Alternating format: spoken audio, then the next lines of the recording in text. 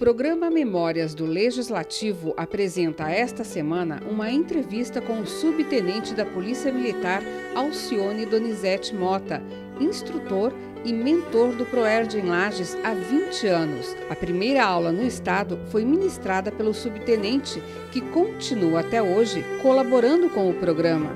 Lages foi pioneira e se tornou referência no estado com o programa educacional de resistência às drogas. Já participaram mais de 1.300.000 estudantes em todo o estado de Santa Catarina.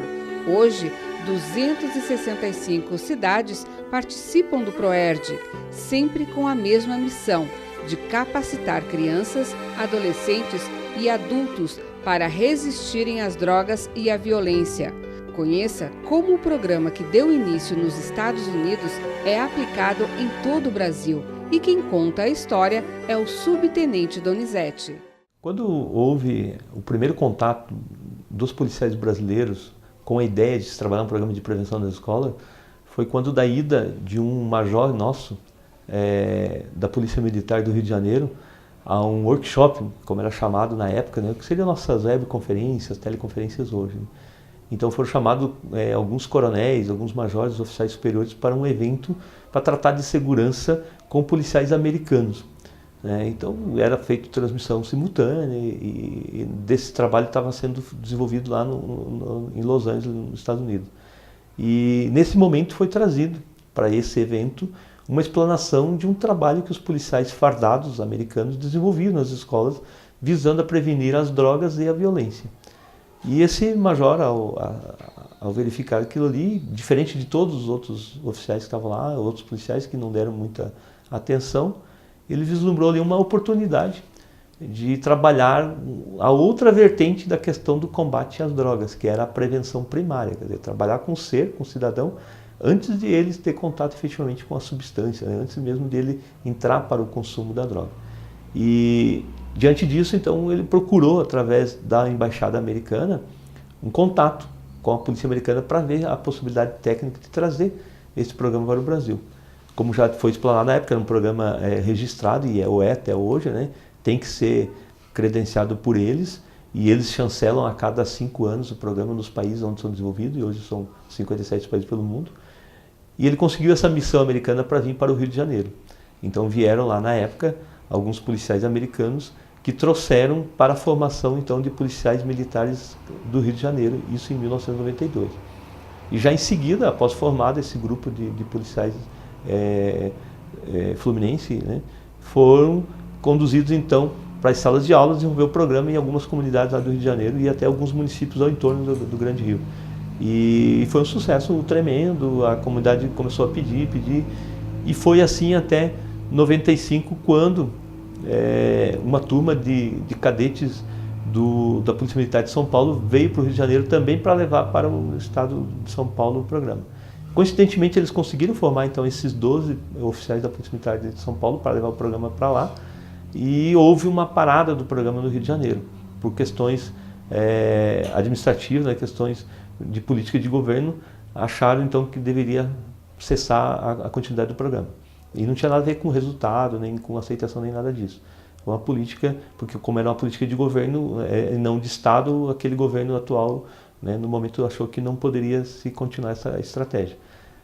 Assim, São Paulo então se encarregou de continuar a expansão pelo Brasil, e foi quando nós, então policiais aqui de Santa Catarina, através do Coronel Cláudio, que era o nosso comandante regional, um coronel bastante visionário, e que também conhecia o programa por uma explanação que ele teve no Rio de Janeiro, por esses policiais lá, durante um curso que ele realizava lá. Ele teve esse contato e que mostraram como que era desenvolvido o programa. Ele se encantou e acabou combinando com a assunção dele de comandamento da região do interior de Santa Catarina, a ideia de trazer o programa para cá.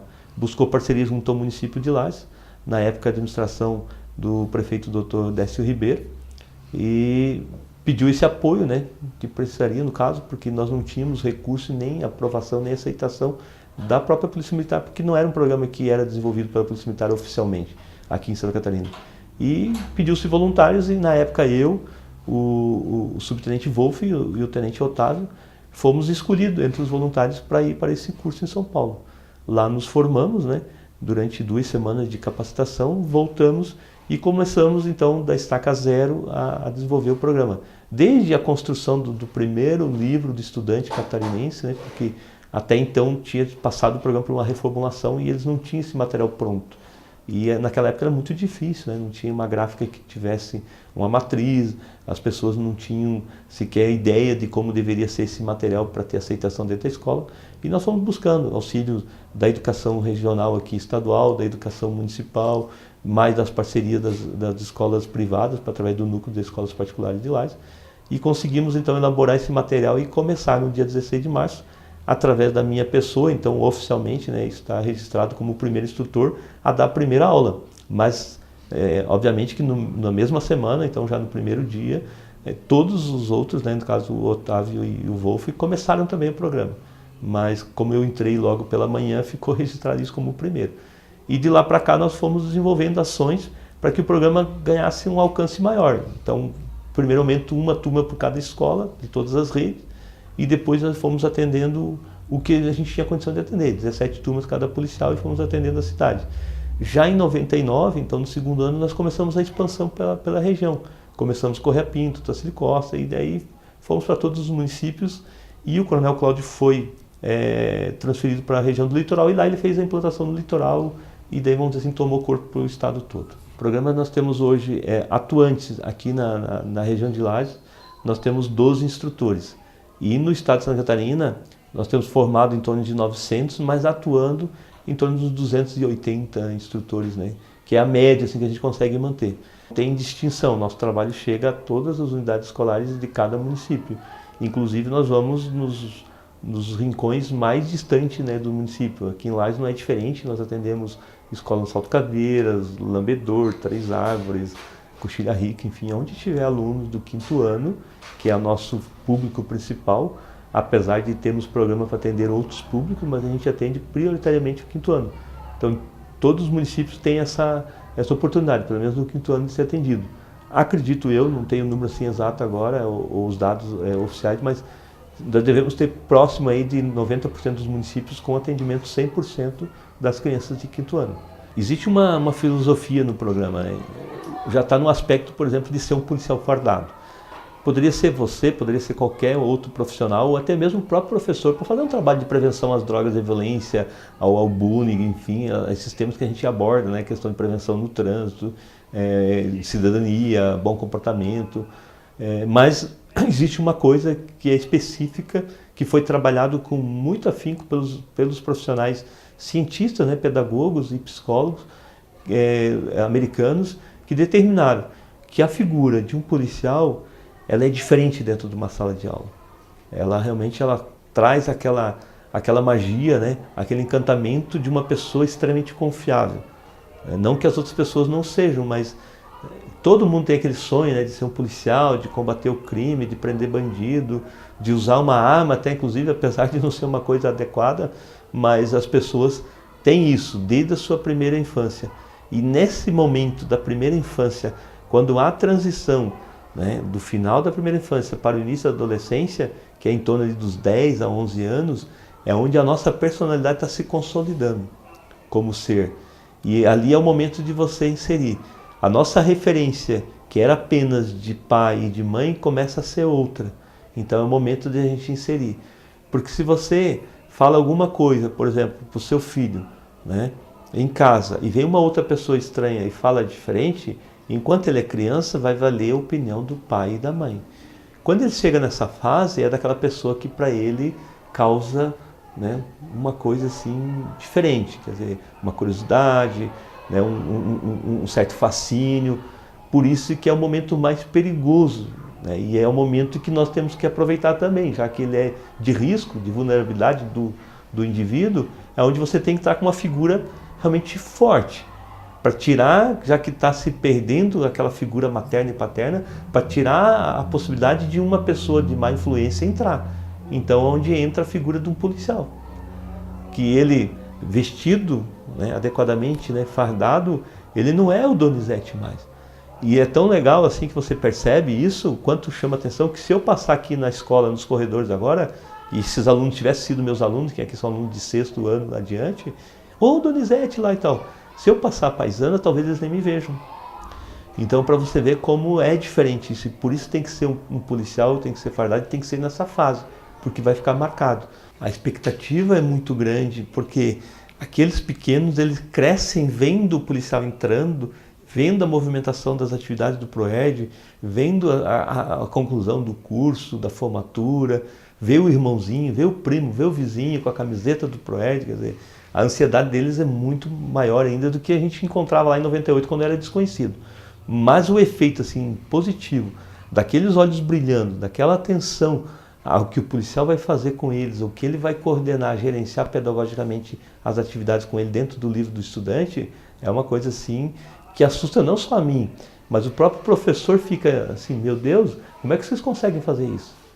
Né? Aí volta a dizer, por essa figura de um policial em sala de aula, de ser uma pessoa ainda, apesar de todas as mazelas que existem com relação à figura do policial, até mesmo das ações de alguns policiais, ou até mesmo da ação obrigatória nossa, que em algum momento é repressora, né? Ela é fiscalizatória ao extremo, então a sociedade tem uma certa repulsa, mas para a criança o encantamento permanece. Né? Até porque eles não tiveram nenhum contato negativo com o policial. Né? E às vezes chama tanta atenção que a gente imagina, poxa, mas vamos pegar um ambiente numa comunidade onde eles têm muitos problemas com criminalidade, com violência e que tem até uma certa repressão, por exemplo, da polícia. Deve ser uma situação difícil, você deve pensar assim, o policial como é que vai entrar lá? Eu vou pegar um exemplo assim que eu senti na pele, porque coincidentemente lá em 98, quando eu fui fazer minha aula prática, que era aplicar uma lição de 45 minutos em uma sala de aula para passar no curso de 15 dias, né, numa cidade que eu não conhecia, num estado que eu não conhecia, dentro de uma polícia que eu também não conhecia. Fui para uma escola no bairro chamado Carandiru, certo? E que hoje não existe mais esse local lá, que era no meio do complexo penitenciário, tá? Praticamente, naquele bairro. E que chega um garotinho, que a gente faz a atividade lá da caixinha de perguntas. E antes disso pergunta, como é que foi seu final de semana? Onde é que você foi? Aí um aluninho levanta a mão e diz assim, policial, eu fiquei bastante feliz na semana, porque o meu pai estava em casa, veio visitar a gente e tal. Aí eu falei assim, tá, mas o teu pai estava viajando, ele trabalha fora, né, ele viaja, ou os seus pais são separados? De repente, não, é que ele está ali no Carandiru e era o momento que ele tinha no final de semana lá de indulto, né, de liberação temporária, né, para ir em casa. Então aquilo chamou atenção, a alegria que ele quis se referir, então não tinha nem momento assim, um rancor, alguma coisa, de repente foi esse policial que prendeu meu pai, ele está lá no presídio, então vou ficar chateado com ele. Não, para ele continuava a mesma coisa. Então é nesse sentido que às vezes a gente vê como é o grande encantamento e a grande confiança que eles têm no trabalho do policial a cada momento que você entra em sala de aula. Eu, quando entrei no PROERD, não era pai nem mãe, né? Eu não era sequer casado. E até tinha uma certa cobrança, assim, né? Poxa, mas como é que eu posso ser exemplo para uma criança se eu não sou exemplo para uma dentro de casa?